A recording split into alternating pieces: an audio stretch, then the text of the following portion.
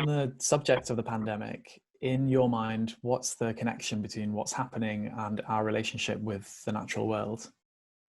Very close relationship. And the stupid thing is, we've put ourselves in this position. This pandemic, similar ones have been predicted for a very long time by people who study these transmissions from animals to humans, these so-called zoonotic diseases.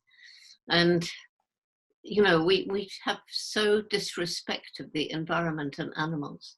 And as we cut down particularly forests where there's such rich biodiversity, and it's pushing animals closer together. And viruses and bacteria can spill over from one species to another. And also animals are being driven into closer contact with people because their habitat is shrinking.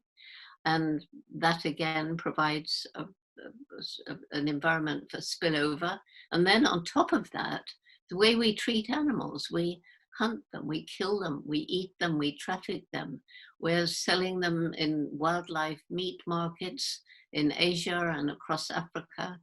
And because the conditions are so often horrific, that is a very, very, you know, you get animals from different species in tiny cages, and often they're killed on the spot. And so customers and vendors can be contaminated with blood, urine, feces, and so on. And then on top of that, we've got the factory farms.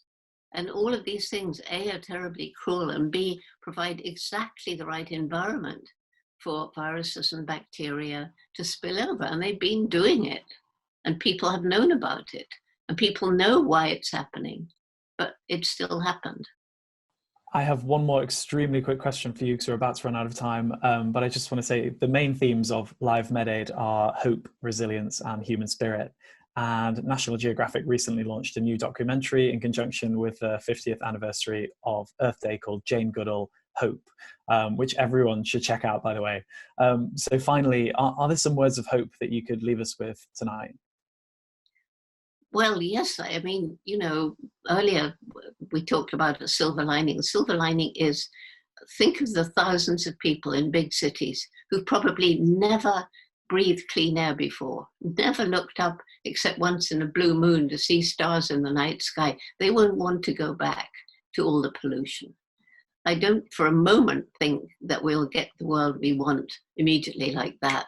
But I'm hoping that so many people now understand how it can be, how it should be, that the groundswell eventually will move us into the world where we respect nature, we respect animals, and we respect each other.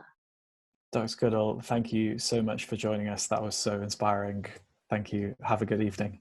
Thank you. You too.